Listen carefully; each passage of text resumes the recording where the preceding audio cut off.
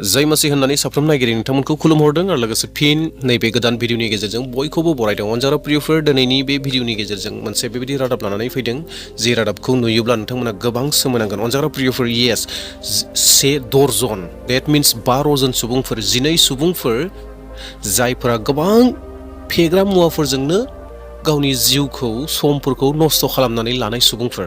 Yes, जौ, गान्जा, बिरि, सिगारेट, गय, गुटखा, पान बायदिसिना रोखोमनि जि फेग्राफोरखौ बिथांमोना बाहायदों।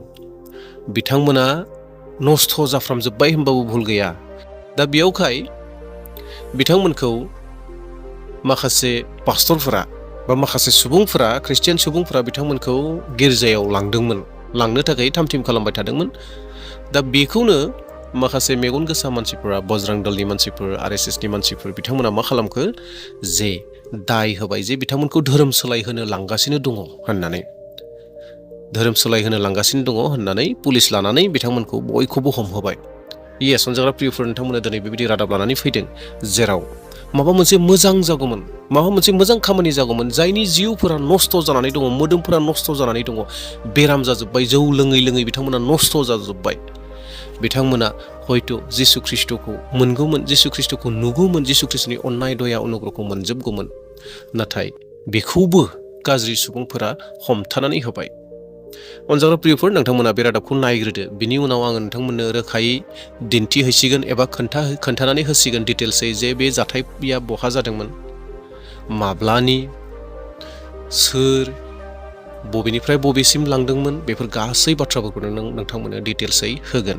दा बेयावखाय भिडिअखौ जोबजासिम नायदो आरो लोगोसे बेयावनो खावलायनो हास्थायबाय सोरबा जुदि गोदान फैदोंब्ला चेनेलाव बेबायदिनो ख्रिस्टियानजों सोमोन्दो थानाय रादाबफोरखौ नायबाय थानो थाखाय चेनेलखौ साबस्क्राइब खालामना लागोन आरो मोनसे लाइक होनानै गालांगोन। नोंथांनि लाइक होनाया आंखौ गोदान भिडिअ लाबोनो थाखाय गोबां थुलुंगा होयो आरो लोगोसे भिडिअखौ शेयार खालामगोन जेन बयबो बर' ख्रिस्टियानफोरा बेफोर गासै बाथ्राफोरखौ मोन्थिनायनि गेजेरजों आप टु डेट जानानै थाबाय थानो हायो जेन जोंनि गेजेराव मा जागासिनो दङ।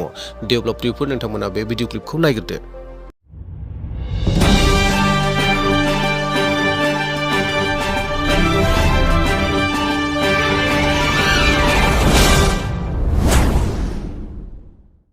मध्य प्रदेश में विदिशा जिले के गंज बसौदा तहसील से नशा मुक्ति के नाम पर धर्म परिवर्तन कराने का मामला सामने आया है। पुलिस ने छिंदवाड़ा से पंजाब के जलंधर ले जा रहे करीब 1 दर्जन लोगों को पुलिस ने पकड़ा। कहा जा रहा है कि इन सभी लोगों को नशा मुक्ति के नाम पर धर्म परिवर्तन के लिए ले जाया जा रहा था। गंज बसौदा स्टेशन पर GRP और RPF पुलिस ने बजरंग दल की सूचना पर पातालकोट एक्सप्रेस से करीब 12 लोगों को उतारा और GRP चौकी लेकर आए, जहां उनसे गहन पूछताछ जारी है।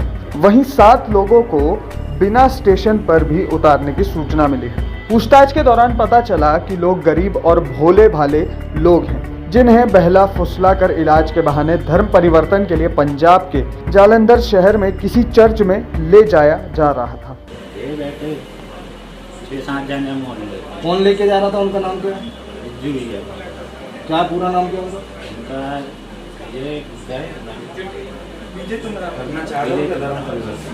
पहले भी जा चुके हो क्या? नहीं, पहली बार जा रहे हैं। मध्य प्रदेश छिंदवाड़ा से आ रहे थे, पंजाब जा रहे थे सर, जलंधर खामरा चर्च।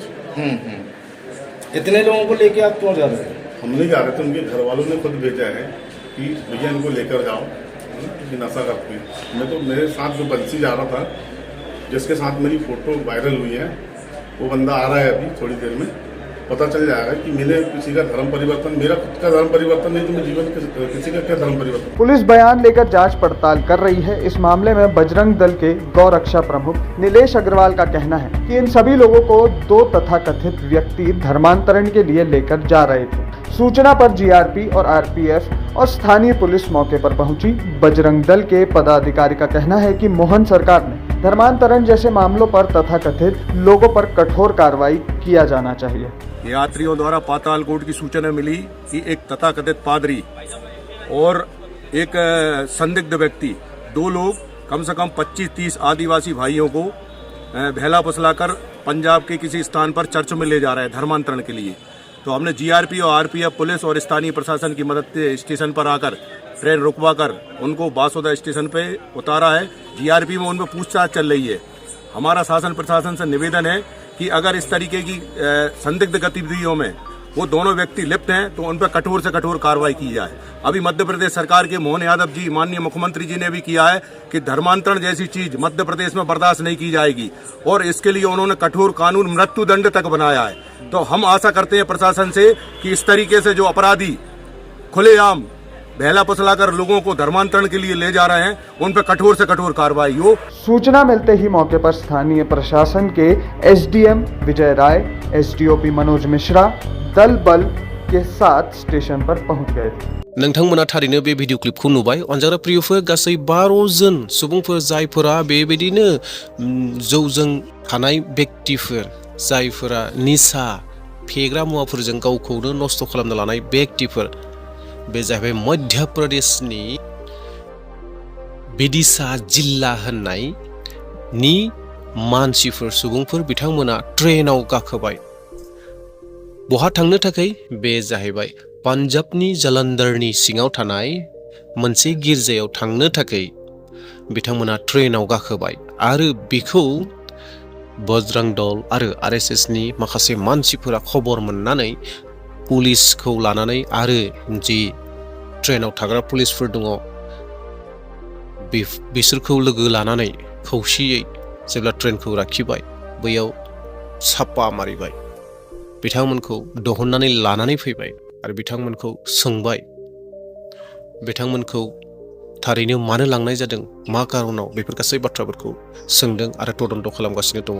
नाथाय गाज्रि सुबुंफोरनि जिथु फाव फान्दायनाय बाथ्रा बे जाहैबाय बिथांमोना धोरोम सोलायहोनो थाखाय बिथांमोनखौ मध्य प्रदेशनिफ्राय लानानै पान्जाबनि जालन्धरसिम लांगासिनो दङ होननानै बिथांमोना दाय खोख्लैदों। नाथाय बेबायदि नङा अनजाग्रा प्रियफोर, नङा होमब्ला जों बेनि गेजेरजों मोनथिनो हादों जे नंगौ बिथांमोना मध्य प्रदेशनिफ्राय लानानै पान्जाबनि जालन्धरनि मोनसे गिर्जासिम थांगासिनो दङमोन आरो बे थांनायनि जाहोनफोरानो जादोंमोन जाहैबाय जे बिथांमोना जायफोरा थांनो नागिरदों, जायफोरा गावसिनि पारमिसन, खुदनि पारमिसनजों बिथांमोना आं थांगोन होननानै बेयाव जायखौ इन्टारभिउ लादों बिथाङा गाव बुंदों जे आं गावनो ओंखारदों होननानै, आरो बेजों लोगोसे जाया लांग्रा बिथाङाबो बुंदों बिथांमोना गावनो खुगासिदों जे गावनो थांनो ओंखारदों, जों बिथांमोनखौ रावखौबो जबरदस्ति खालामाखै होननानै आरो धोरोम सोलायहोनायनि बाथ्रा नङा होननानै। बिथांमोना मानोना मोनसे बेरामाव सैसोनानै थानो गोनां जादों, बे बेरामानो जाहैबाय निसा, फेग्रा मुवा जानाय लोंनाय, गासै फेग्रा मुवाफोरखौ बिथांमोना लायो जे बिनिफ्राय बिथांमोना दायो उदांस्रि जानो नागिरदों। दा बेवहाय बिथांमोना बै गिर्जासिम बिथांमोनखौ लांनो हास्थायदोंमोन एबा लांनो थाखाय थामथिम खालामदोंमोन। सहैनाय मोनब्ला बिथांमोननि जिउआव बेसेबां मोजां जागौमोन, बिथांमोना जिसु ख्रिस्टनि गाहाम रादाबखौ मोनगौमोन, बिथांमोना थारैनो हयथ' गोसो सोलायोमोनब्ला बिथांमोना गासै गाज्रि बेसादफोरखौ नागारनो हागौमोन। नाथाय बेखौबो मेगन सानानै एरनानै होबाय जे धोरोम सोलायहोनोसो बिथांमोनखौ लांगासिनो दङ होननानै। दिनै ख्रिस्टानफोरा मोजां खामानि मावब्लाबो, मोजां खामानि माबा मोनसे मावदोंब्लाबो बेफोर गासैबो गाज्रिसो जायो, गासैखौबो गाज्रिसो नुयो। जेसेबांखि मोजां खामानि मावा मानो मोनफ्रोमबो मोजां खामानि मावब्लाबो गाज्रि होननानै बुङो। दिनै जाय 12 जन सुबुंफोर बिथांमोना जुदि बै गिर्जायाव सहैनाय मोनब्ला हयथ' बिथांमोना बोलो मोनगौमोन, जिउआव बिथांमोननि देहायाव बोलो मोनगौमोन, जिउआव मोनसे बोलोखौ मोनगौमोन जेराव बिथांमोना बेबायदि गाज्रिफोरखौ नागारनो थाखाय गोसोनि मनोबल जिथु शक्ति, सेल्फ कन्फिडेन्स, बे सेल्फ कन्फिडेन्सखौ बिथांमोना मोनगौमोन, इसोरनि आशीर्बादखौ मोनगौमोन आरो बिथांमोना बेफोरबायदि गासै गाज्रिनिफ्राय मोजां जानो थाखाय खाबु मोनगौमोन। नाथाय बेखौबो बिथांमोना बन्द खालामनानै होबाय गाज्रि सुबुंफोरा, जायखौ मुं लाबाय थानोबो नांलायलायलिया अनजाग्रा प्रियफोर, नङा होमब्ला? मानोथो मुं लाबाय थाबावनो? बेबायदि अबस्था जानानै दङ। दिनै जाय मानसिफोरा मोजां जानो नागिरदों, माबा मोनसे सोलायनायखौ हास्थायदों, बेबायदि सोलायनायखौ हास्थायनायखौबो बिथांमोना बन्द खालामनानै होयो। दिनै सानोब्ला ओरैसो बुंबावनो हागौ, जों मा जागोन जों मा जाया बेखौबो बिथांमोनासो तैयार खालामबावसिगोन। बेबायदि अबस्थानि जोङो मा जानो नांगौ, जों मा जानो नाङा बेफोरखौबो बिथांमोनासो बुंसिगोन, बिथांमोननि बुंनाय बायदिसो सोलिनो नांसिगोन। बेबायदि अबस्थानि समा फैगासिनो दङ। अनजाग्रा प्रियफोर, आसा खालामदों नोंथांमोना बे रादाबखौ नुनायनि गेजेरजों एसेब्लाबो आइडिया मोनदों, माबा मोनसेब्लाबो सोलोंनो हादों होननानै आङो फोथायदों। येस अनजाग्रा प्रियफोर, दिनै जोंनि भारताव बेबायदि अबस्था जानानै दङ। बेफोर जाथायफोरा पुराना जाथाय नङा, बे दाननिनो जाथाय, माखासे साननि आवगायाव जानाय जाथाय। अनजाग्रा प्रियफोर मोनसे बाथ्राखौ थर खालामगोन जेब्लानो आङो भिडिअखौ आपल'ड खालामो जोबनाय फारसे आङो बबे जाथाया माब्ला जादोंमोन बेखौ नोंथांमोननो क्लियार खालामनानै होयो बेयावखाय नोंथांमोना साबधान जागोन आरो भिडिअखौ हदायबो जोबजासिम नायगोन अनजाग्रा प्रियफोर माब्लानि जानाय बेफोर गासै जाथायफोरखौ आङो जोबनाय फारसे रोखा रोखायै नोंथांमोननो बुंनानै होयो बबे समनि बेफोरखौ नाथाय जागायजेननायाव नायनानै बबे समनि दिनैनि जाथाय मैयानि जाथाय बोसोर आवगायनि जाथाय होननानै बुंनो नाङा दा बेयावहाय अनजाग्रा प्रियफोर भिडिअखौ जोबजासिम नायगोन गासै भिडिअफोरखौ आं नोंथांमोननो जोबनाय फारसे बेबायदिनो डिटेल्सखौ होबाय थायो दे अब्ला प्रियफोर दिनैनि भिडिअखौ बेसेयावनो दोनथ'नोसै फैबाय थानाय समाव मोनसे गोदान रादाब नोंथांमोन लानानै फैगोन जे रादाबखौ नुयोब्ला नोंथांमोना गोबां सोमोनांगोन नेनानै थागोन दे अब्ला थेंक इउ